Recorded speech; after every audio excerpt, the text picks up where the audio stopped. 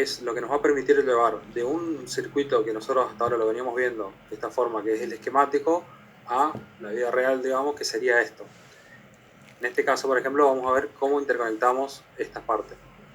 Acá tenemos, entre este punto y este punto tenemos la batería, que en este caso estaría acá los 9 voltios. Entonces tenemos el negativo y el positivo. Vemos que el negativo, con un cable, está conectado al bus de alimentación en la línea negativo. Y el positivo está alimentado acá. Entonces este cable rojo representaría esta parte del circuito.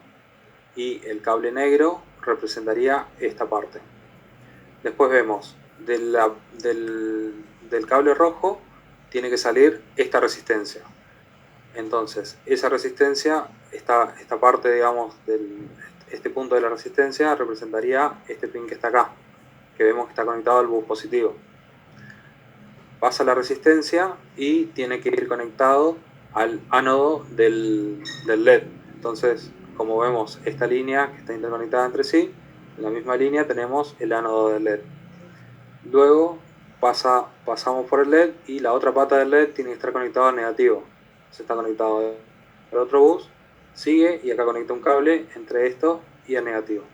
Entonces de esa forma vemos cómo pasar de un circuito esquemático digamos, armar un circuito.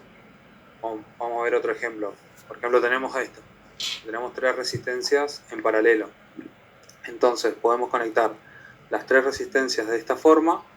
Vemos que la parte positiva está conectada de este lado. Vemos que estas están conectadas entre sí.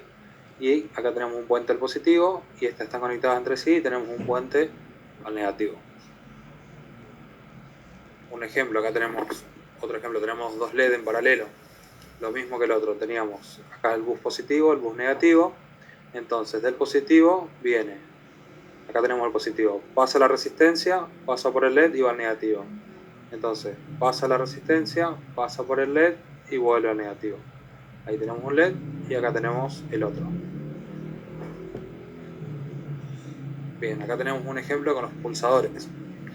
Vemos, tenemos la batería, en este caso, viene, pasa por la resistencia, tenemos la resistencia acá, pasa por el pulsador, bueno, acá está conectado al revés, el pulsador está acá y el LED está acá, pasa por el pulsador, luego el pulsador viene por el LED y ahí vuelve al negativo. Fíjense cómo está conectado el pulsador con las patas de arriba, en este caso es A y D. A y C, que en este caso es así para que cuando uno pulse el pulsador prenda el LED. El caso que, como les contaba hoy, que si conectamos de esta forma, como que viene la resistencia, pasa por el LED y esta pata siempre está conectada con esta juntos. Fíjense que de esta forma el LED va a prender siempre y no va a funcionar el pulsador. O sea, siempre hay que tener en cuenta eso de los pulsadores, de medir cuáles son las patas que accionan, digamos. Después tenemos acá el caso de un potenciómetro. El potenciómetro vemos que tiene las tres patas. Entonces empezamos, tenemos la batería conectada, pasa por la resistencia. Bueno, acá otra vez está invertido esto. Cuando van en serie, digamos, como pasa la misma corriente, no importa si este está acá, si uno está delante de otro. Entonces tenemos la resistencia, pasa por el potenciómetro, sale por la pata del medio, conecta el LED y sigue. En este caso, cuando nosotros giremos la perilla, lo que vamos a estar haciendo es controlar la corriente que pasa acá, porque va a variar esta resistencia. Entonces el LED va a prender más fuerte o más con más luminancia, va a prender más fuerte o más con menos intensidad, digamos, porque estamos variando la resistencia y eso varía la corriente del circuito. Una pregunta, ¿la resistencia anterior al potenciómetro sería para evitar que el LED se queme, ¿no? Exacto.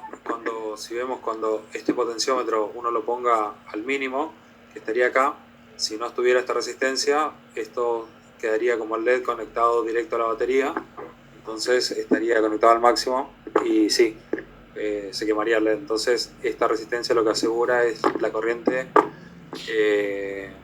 la corriente máxima, digamos, que va a circular, que es cuando esté en cero. Está muy bien la aclaración. Bueno, hasta acá llega esta clase.